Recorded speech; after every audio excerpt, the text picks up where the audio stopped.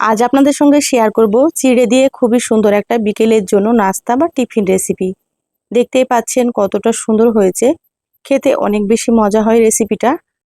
ঘরে থাকা সামান্য কিছু উপকরণ দিয়ে আপনারা রেসিপিটা তৈরি করে নিতে পারবেন, বিকেলে চায়ের সঙ্গে কিন্তু জমে যাবে।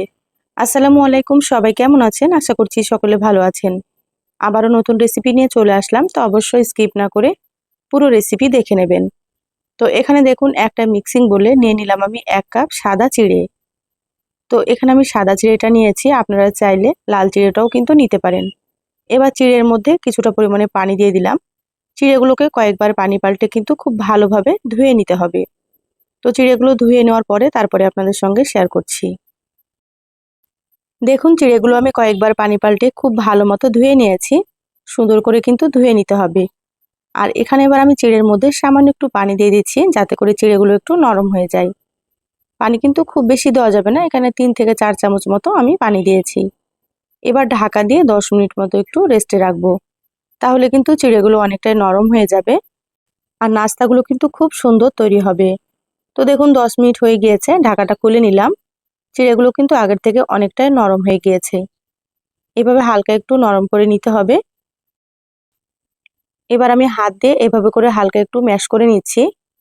চিড়েগুলো কিন্তু পুরোপুরি ম্যাশ করা যাবে না, হালকা একটু ম্যাশ করে নিতে হবে। এবার এখানে দিয়ে দিচ্ছি সেদ্ধ আলু। তো এখানে আমি মিডিয়াম সাইজের 2টো আলু আগে থেকে সেদ্ধ করে নিয়েছিলাম। এভাবে গ্রেটারে গ্রেট করে দিয়ে দিচ্ছি। অবশ্যই কিন্তু আপনারা এইভাবে করে আলু দিয়ে দেবেন, আলু দিলে কিন্তু খেতে অনেক বেশি মজা হবে রেসিপিটা। আর আলুগুলোকে কিন্তু সেদ্ধ করেই দিতে হবে। তো আগে থেকে আমি ভাতের মধ্যে আলুগুলো দিয়ে সেদ্ধ করে নিয়েছিলাম। আর এইভাবে গ্রেট করে দিয়ে দেবেন, তাহলে কিন্তু আলুর গোটা অংশ থাকবে না আর নাস্তাগুলো খুব সুন্দর তৈরি হবে। তো এখানে আমি 2টো আলু দিয়ে দিলাম। আপনারা যদি বেশি করে নাস্তা তৈরি করতে চান তাহলে কিন্তু আলু এবং চিড়ের পরিমাণটা একটু বেশি নিয়ে নেবেন। এবার দিয়ে দিচ্ছি এখানে পেঁয়াজ কুচি। তো এখানে মিডিয়াম সাইজের একটা পেঁয়াজ কুচি করে নিয়েছি। পেঁয়াজগুলো একেবারে ছোট ছোট করে কুচি করে নিতে হবে। আর এখানে 5 থেকে 6টা মতো দিয়ে দিলাম কাঁচামরিচ কুচি। তা আপনারা যেমন ঝাল খাবেন সেইভাবে করে কাঁচামরিচ দিয়ে দেবেন। দিয়ে দিলাম কিছুটা ধনিয়া পাতা কুচি। এবার দিয়ে দিচ্ছি স্বাদ মতো লবণ। তো এখানে আমি হাফ চা চামচ লবণ দিয়ে দিলাম। 1 চা চামচ দিয়ে দিলাম চাট মশলা। চাট মশলা দিলে কিন্তু টেস্টটা অনেক বেশি ভালো আসে। আপনারা চাইলে চাট মশলার পরিবর্তে এখানে ম্যাগি মশলা দিতে পারেন। এবার এখানে দিয়ে দিলাম হাফ চা চামচের থেকে একটু বেশি ভাজা জিরা গুঁড়ো। আর এখানে হাফ চা চামচ মতো দিয়ে দিলাম মরিচের গুঁড়ো। এবার দিয়ে দিচ্ছি হাফ চা চামচ কালো গোলমরিচের গুঁড়ো। গোলমরিচের গুঁড়ো দিলেও কিন্তু ফ্লেভারটা খুব ভালো আসে, তা আপনারা অল্প একটু দেওয়ার চেষ্টা করবেন। এখানে হাফ চা চামচ মতো দিয়ে দিলাম আদা বাটা আর হাফ চা চামচ দিয়ে দিলাম রসুন বাটা। এবার আমি এখানে দিয়ে দিচ্ছি 3 চা চামচ কর্নফ্লাওয়ার। কর্নফ্লাওয়ার দিলে কিন্তু নাস্তাগুলো অনেক বেশি মুচমুচে হবে। তো যদি আপনাদের কাছে কর্নফ্লাওয়ার না থাকে তাহলে কিন্তু আপনারা এখানে চালের গুঁড়ো দিয়ে দেবেন। চালের গুঁড়ো দিলেও কিন্তু নাস্তাটা সুন্দর মুচমুচে তৈরি হবে। এবার আমি হাত দিয়ে সমস্ত সুন্দর করে চটকে মেখে নেব। এই কাজটা কিন্তু হাত দিয়ে করে নিতে হবে, তাহলে মশলাগুলো খুব ভালো মতো সমস্ত মাখানো হবে। তা আপনারা একটু সময় নিয়ে সুন্দর করে মেখে নেবেন। দেখুন খুব ভালোভাবে মশলাগুলো মাখিয়ে নিয়েছি আর সুন্দর মতো মাখানো হয়ে গিয়েছে। এবার হাতটা পরিষ্কার করে হাতে একটু সয়াবিন তেল মাখিয়ে নিলাম। এবার কিছুটা করে নিয়ে নাস্তার শেপগুলো দিয়ে নেব। তো খুব বেশি বড় করব না, এভাবে একটু ছোট ছোট করে তৈরি করব। তো আমি এখানে চৌকো শেপে তৈরি করে নিচ্ছি, আপনারা চাইলে কিন্তু গোল গোল করেও তৈরি করে নিতে পারেন।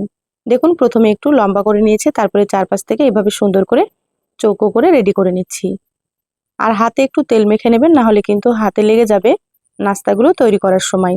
এটা হয়ে গিয়েছে, রেখে দিলাম। আবারও আপনাদেরকে আমি একটা তৈরি করে দেখাচ্ছি। যারা ভিডিওটি ইউটিউব থেকে নতুন দেখছেন প্লিজ চ্যানেলটা সাবস্ক্রাইব করে চ্যানেলের সাথেই থাকবেন। আর যারা ফেসবুক পেজ থেকে ভিডিওটি দেখছেন একটা লাইক দিয়ে পেজটা ফলো করে রাখবেন। তাতে করে আমি যখনই ভিডিও আপলোড করব আপনারা সবার প্রথমে নোটিফিকেশন পেয়ে যাবেন। সময় সুযোগ বুঝে ভিডিওটা দেখে নিতে পারবেন। দেখুন সবগুলো রেডি করে নিয়েছি। এইভাবে আপনারা নাস্তাগুলো রেডি করে নেওয়ার পরে কিন্তু এই পর্যায়ে আপনারা ডিপ ফ্রিজে সংরক্ষণ করে রাখতে পারেন। অনেক বেশি করে তৈরি করবেন, যখন ইচ্ছা হবে আপনারা ভেজে খেয়ে নিতে পারবেন। যে কোনো এয়ারটাইট কৌটো বা জিপলক ব্যাগে আপনারা রাখতে পারেন, দেখবেন অনেক দিন পর্যন্ত ভালো থাকবে। তো চলুন আপনাদেরকে আমি নাস্তাগুলো ভেজে দেখাচ্ছি। গ্যাস অন করে কড়াই দিয়ে দিলাম তেল। প্রথমে তেলটাকে খুব ভালোভাবে গরম করে নিতে হবে, গ্যাসের আঁচ হাই হিটে রেখে। তো দেখুন তেল খুব ভালো মতো গরম করে নিয়েছি। এবার আমি গ্যাসের আঁচটা মিডিয়ামে করে দিলাম। আপনারাও কিন্তু প্রথমে তেল ভালোভাবে গরম করে নেবেন, তারপরে গ্যাসের আঁচটা মিডিয়ামে রাখবেন। এবার এখানে দেখুন একে একে নাস্তাগুলো আমি দিয়ে দিচ্ছি। তো কড়াইয়ে প্রথমে যতটা ধরবে ততটা এখানে দিয়ে দিচ্ছি। এবার গ্যাসের আঁচ মিডিয়ামে রেখে একটু নিচের পাশটা ভেজে নেব। দেখুন এক পাশ হালকা ভাজা হয়েছে, এবার আমি নাস্তাগুলোকে উল্টে নিচ্ছি। একটু সময় নিয়ে মুচমুচে করে ভেজে নিতে হবে, তাহলে কিন্তু খেতে অনেক বেশি ভালো লাগবে। আর গ্যাসের আঁচ কিন্তু হাই হিটে রেখে ভাজা যাবে না, তাহলে নাস্তাগুলো উপর থেকে খুব তাড়াতাড়ি কালার চলে আসবে। আর ভেতরটা কিন্তু খুব ভালো মতো ভাজা হবে না, নরম থাকবে। সেজন্য আপনারা গ্যাসের আঁচ মিডিয়ামে রেখে একটু সময় নিয়ে ভেজে নেবেন, তাহলে অনেক বেশি ক্রিস্পি হবে আর খেতেও কিন্তু অনেক বেশি মজা হবে। তো দেখুন খুব ভালোভাবে উল্টে পাল্টে একেবারে লালচে করে ভেজে নেব।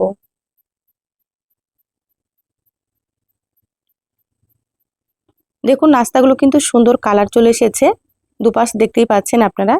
আর এগুলো কিন্তু ভাজাও হয়ে গিয়েছে। এবার আমি তেল ঝরিয়ে তুলে নিচ্ছি। এর থেকে কিন্তু খুব বেশি আপনারা কালার করবেন না, এইভাবে করে আপনারা ভেজে নেবেন। এটা ঠান্ডা হওয়ার পরে একটু আরো বেশি মুচমুচে হয়ে যাবে আর কালারটাও কিন্তু আর একটু লালচে হয়ে যাবে। দেখুন এবার তেল ঝরিয়ে আমি প্লেটে রেখে দেব। আর বাকি যেগুলো আছে একইভাবে আমি ভেজে নিচ্ছি। আমার চ্যানেলে আরো অনেক রেসিপি আছে, চাইলে আপনারা কিন্তু দেখে নিতে পারেন। আমি সব সময় সহজ নাস্তা আপনাদের সঙ্গে শেয়ার করার চেষ্টা করি, আর নাস্তাগুলো কিন্তু খেতে খুব ভালো লাগে। আপনারাও একবার রেসিপিগুলো তৈরি করে খেয়ে কমেন্ট করে জানাবেন আপনাদেরকে কেমন লেগেছে।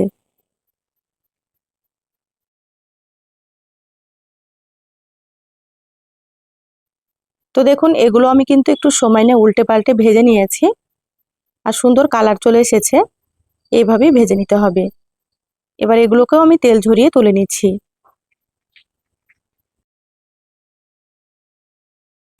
দেখুন সবগুলো নাস্তা বা টিফিনগুলো আমি প্লেটে তুলে নিয়েছি, আর কতটা লোভনীয় হয়েছে দেখেই বুঝতে পারছেন। খেতে মাশাল্লাহ ভীষণ টেস্ট হয়। এই রেসিপি একবার তৈরি করে না খেলে কিন্তু বিশ্বাস হবে না কতটা মজা হয় রেসিপিটা।